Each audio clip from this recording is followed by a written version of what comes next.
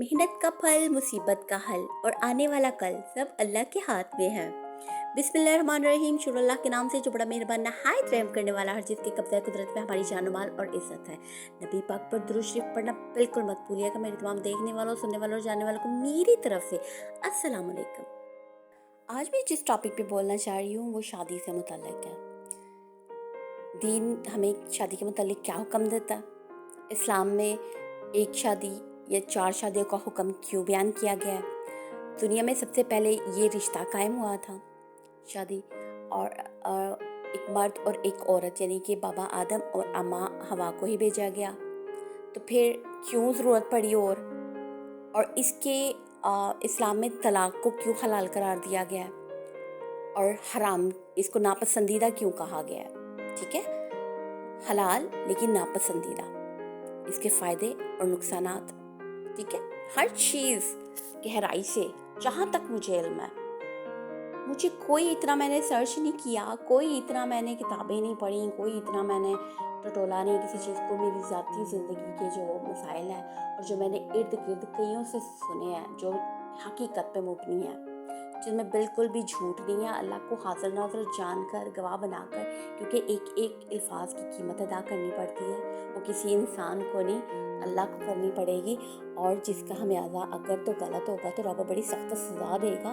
तो जो इस चीज़ को गहराई से जानता है ना, तो मेरा नहीं ख्याल कि कोई भी ऐसा काम करेगा जिससे रब का उस पर कहर नाज़िल हो। ठीक है, तो मैं कोशिश करूँगी, और प्लीज़ आप भी मुझे सपोर्ट कीजिएगा और कोशिश करें मेरी ये वीडियो ज़्यादा से ज़्यादा शेयर करें, क्योंकि इस पे मैंने बहुत सी वीडियोस बनानी है। मुझे पता है ये टॉपिक लंबा है और उस पर काफ़ी बनेंगी। आप शेयर करें और मुझे भी बल्कि गाइड करें। अगर कहीं मेरी ज़ाहिर बात है, मैं भी इंसान हूँ, गलती हो सकती है, तो आप मुझे करेक्ट करें कि भाई ये ऐसे नहीं ऐसे, अपनी कोई बात ऐसे बता सकते हैं जो मुझे अगर इल्म होगा तो मैं हल करने की कोशिश करूँगी।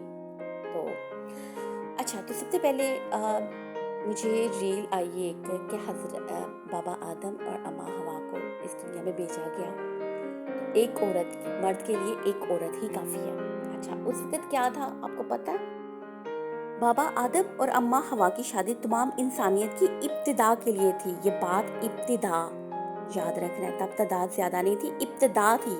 तो इसके अलावा कोई इंसान नहीं था उन दोनों के अलावा। ठीक है, तो इसलिए 4 शादियों का तो हसूल मुमकिन ही नहीं है ना, बनता ही नहीं है। तो फिर सारी बात है, जब उनका निकाह हुआ उसके बाद जब नस्ल हुई तो वो तो बाद की बात है ना, 4 शादियों का हुक्म बाद में दिया गया। तो ये बात अपने ज़हन से क्लियर कर लें कि अल्लाह ताला ने अगर उतारा था उनको तो इब्तिदा थी। ठीक है, उनके ज़माने के अहकाम इंसानियत की इब्तिदा के लिए खसूसी थे, इसलिए उस दौर में 4 शादियों की इजाज़त नहीं थी। लिहाजा अगर कोई ये ध्यान में रखता है कि बस एक ही आया था तो एक ही, तो ये बात गलत है, अपने ज़हन से क्लियर कर लें। ठीक है, अच्छा, अब मैं आपको बताती हूँ कि इस्लाम में 4 शादियों की इजाज़त क्यों है। ज़रूरी नहीं है, लाजिम नहीं है, लेकिन इजाज़त है। वजह बहुत गहरी है, ज़रा गौर से सुनिएगा।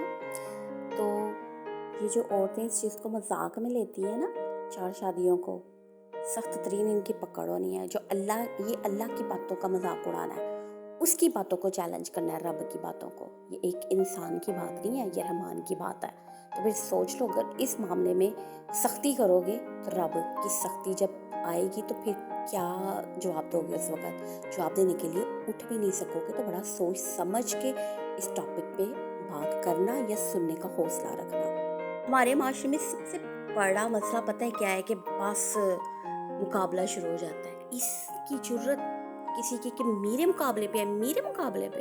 इधर मुकाबला नहीं है, ये मुकाबला नहीं है, ये बहुत गहरी बातें हैं, ये इस्लाम की बहुत गहरी बातें हैं और मैं बड़ी तफसील